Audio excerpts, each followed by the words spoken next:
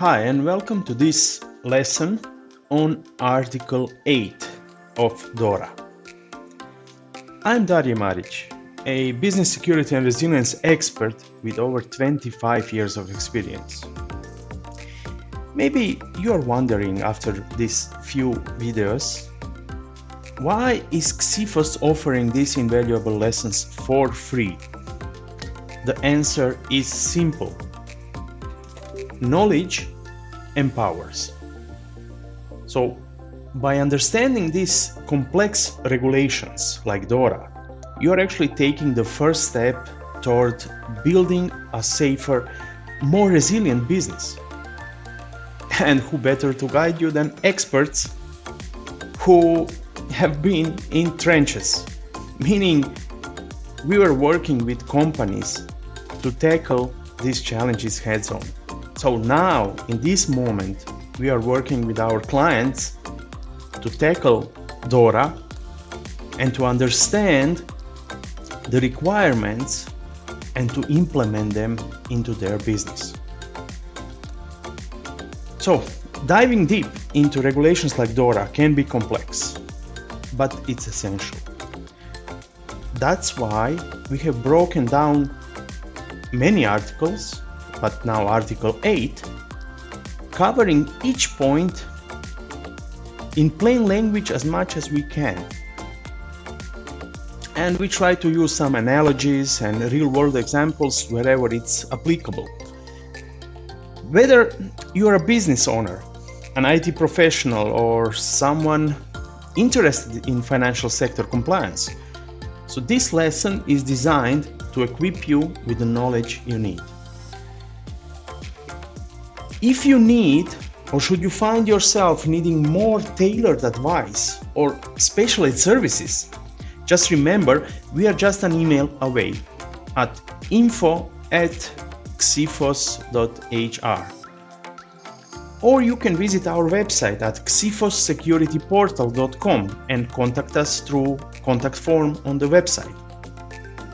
So at Xiphos, we have aided a lot of companies in diverse sectors to implement security management standards like ISO 27001, comply with intricate legislation like GDPR and now DORA, and auditing their security and resilience frameworks, like maybe externalized internal auditors for information security business continuity, or as an external auditors,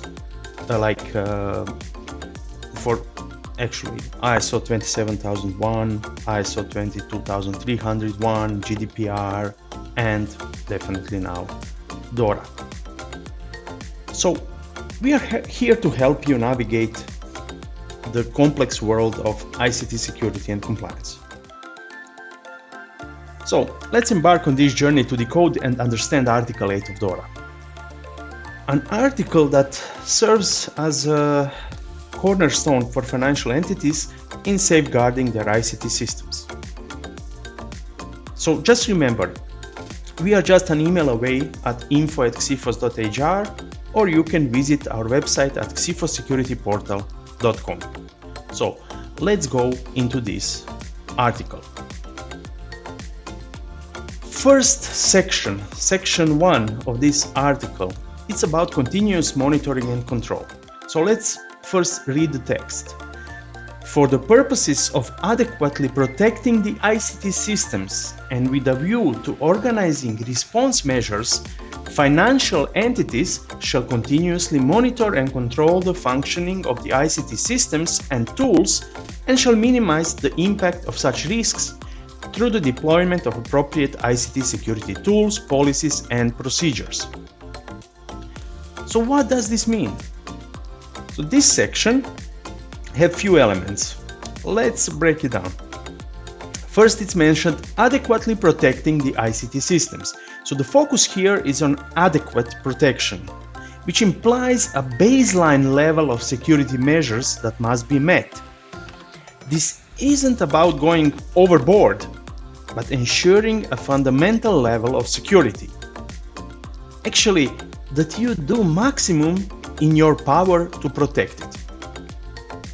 You cannot say you can't do anything. You can always do something and learn what are the best practices and try to do that.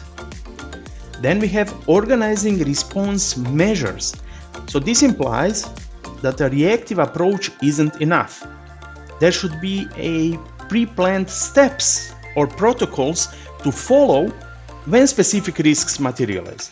So for some risks, you need to create action steps, what to do if and when risk realizes. Then it says about continuously monitoring and control. So the ICT systems must be under constant surveillance. So you can notice that something is happening in your system. Then we have functioning of the ICT systems and tools, meaning monitoring, what we said before, isn't just for the primary systems, but also for all the tools connected to them, all the different systems that are connected to primary systems. Then it says minimize the impact of such risks. So the goal here of this section is risk mitigation. The focus is not just on preventing risks, but also on reducing the impact should they occur. Because sometimes, even with our best effort, risks materialize, and if we are not ready, we can be in trouble. And then we have deployment of appropriate ICT security tools, policies, and procedures. So this implies the use of sophisticated, purpose-fit tools and well-documented policies and procedures. So you need to have some tools to do this. And you have to have policies and procedures that are well documented. This is this section, section 1. Let's continue to section 2, which is about designing ICT security. So let's see the text first. Financial entities shall design, procure, and implement ICT security strategies, policies, procedures, protocols, and tools that aim at, in particular, ensuring the resilience, continuity, and availability of ICT systems, and maintaining high standards of security, confidentiality, and integrity of data, whether at rest, in use, or in transit. So, what does this mean? First, we have design, procure, and implement. So this three-step process is the lifeblood of your ICT security strategy. Design, we understand, it's about planning. We need to plan.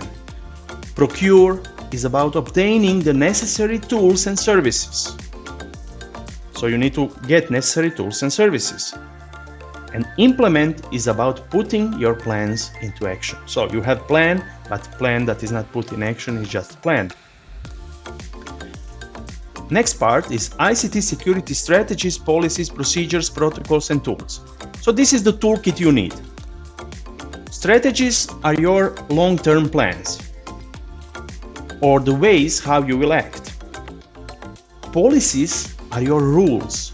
This is like a roof, top rules that you need to follow. And procedures outline the steps to follow those rules. So procedure is under the policy and it outlines the steps to follow those rules. And protocols are sets of technical rules. And tools are actually software or hardware that make it all happen, that helps you to do it. Then it is said, aiming at resilience, continuity, and availability. These are the goals your toolkit should help you achieve. Resilience means your systems can bounce back from issues, so that they are resilient, and if something happens, you will be able to quickly get them up and running. Continuity means they keep running smoothly, meaning even if something happens, you have the ability to keep them running smoothly. And availability means they are accessible when needed. This is important. You need your resources when you need them for your business. So we need to ensure that. Then we have high standards of security, confidentiality, and integrity. So these are the quality parameters. Security ensures that unauthorized access is restricted. So you want to ensure that only authorized users can access the systems. Confidentiality is connected with this, but ensures that sensitive data is not exposed, so that you protect the sensitive data. And integrity ensures that the data remains unaltered and trustworthy. That's the point. And we have data at rest, in use, or in transit. So which data? Yeah. This highlights that all stages of data life cycle must be protected. Whether the data is stored, being processed, or being transferred, or even being destroyed, it must remain secure. So I hope you understood this section. Let's continue with the next section, which is about state-of-the-art technology and processes. So it says, to achieve the objectives referred in paragraph 2 or the section 2, financial entities shall use state-of-the-art ICT technology and processes which guarantee the security of the means of transfer of information, minimize the risk of corruption or loss of data, prevent information leakage, ensure that data is protected from poor administration or processing related risks, including inadequate record keeping. So many things. So this one builds on the framework that was in point 2, in section 2 actually. But it focuses on the how rather than the what. The what was in section 2. It suggests using the latest technology and processes to meet the previously stated objectives. So here are the key elements. Let's see. What says first? State-of-the-art ICT technology and processes. So the emphasis here is on using the most modern and effective tools and methodologies available. State-of-the-art implies being at the forefront of current technology. So avoid using old and outdated systems and technology if you can. Of course, sometimes it's not easy, but if you remember from previous articles of DORA, if we have legacy systems or older systems, we need to do risk assessment on those systems and protect those systems the best we can. Next part is guarantee the security of transfer of information.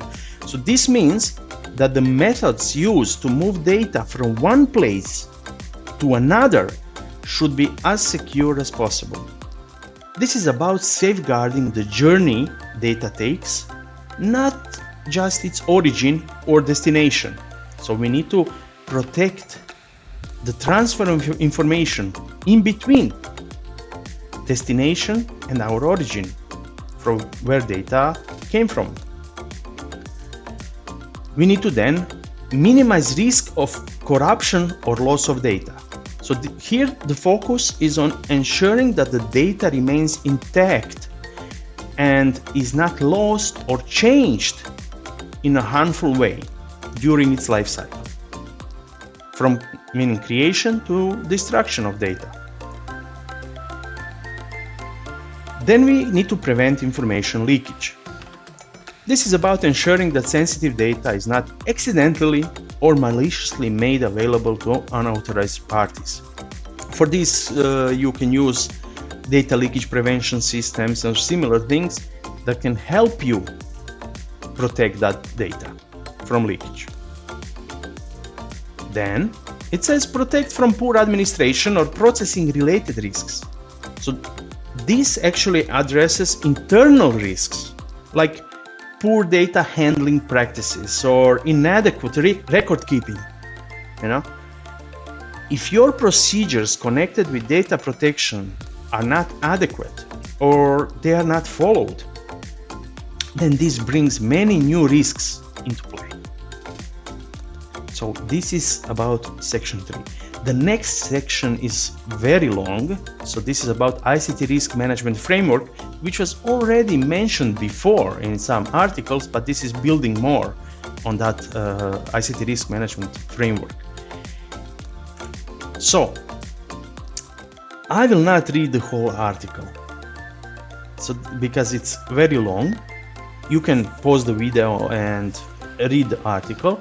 Let's just go into the parts of this article and explain it. So first part saying about information security policy.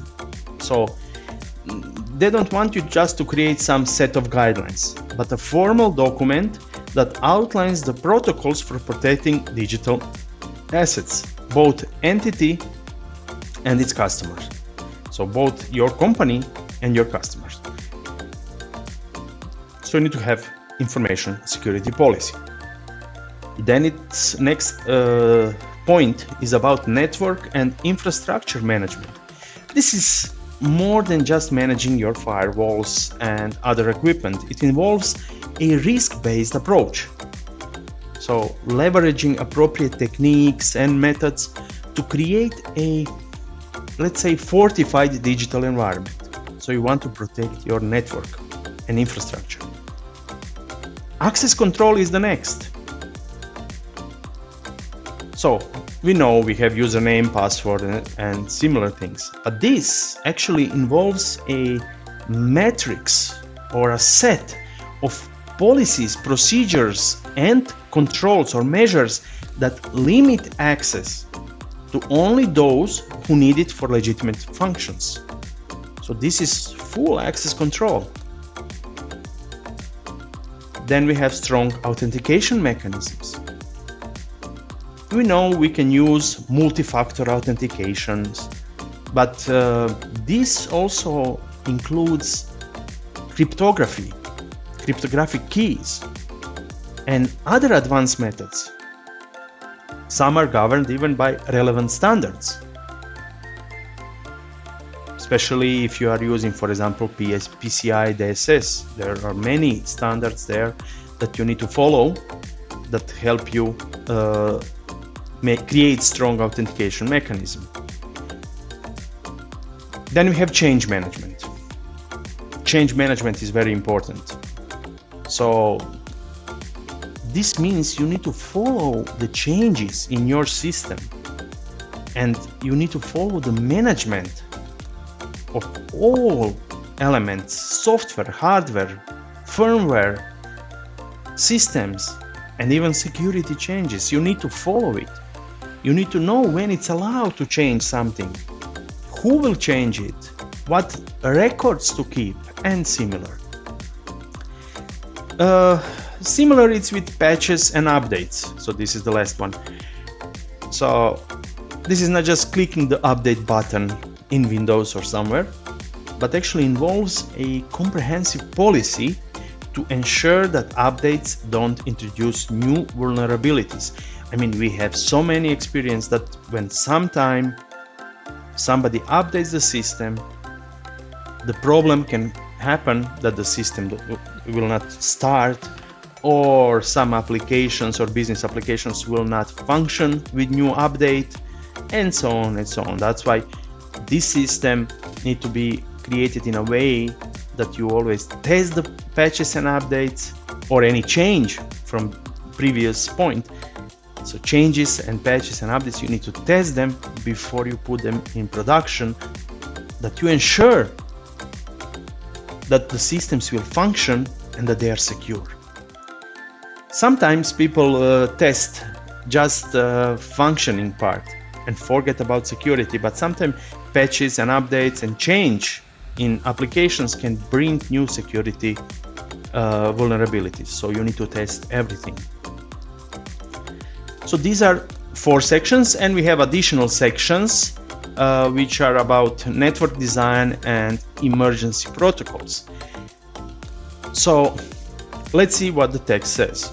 For the purposes of point B or section 2, financial entities shall design the network connection infrastructure in a way that allows it to be instantaneously severed and shall ensure its compartmentalization and segmentation in order to minimize and prevent contagion, especially for interconnected financial processes.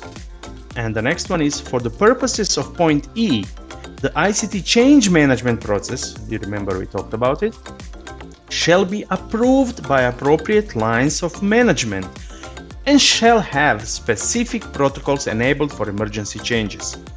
So we have network design, first part. So the article talks that the network should be designed to minimize risks. It should allow for instant severability and ensure compartmentalization and segmentation to prevent contagion, especially for interconnected financial processes. So this is more than just basic network architecture, yes? The focus here is on defensive design, which allows for quick isolation of affected areas in case of cyber attacks. You want to protect your network from cyber attacks and to be able to stop the contagion.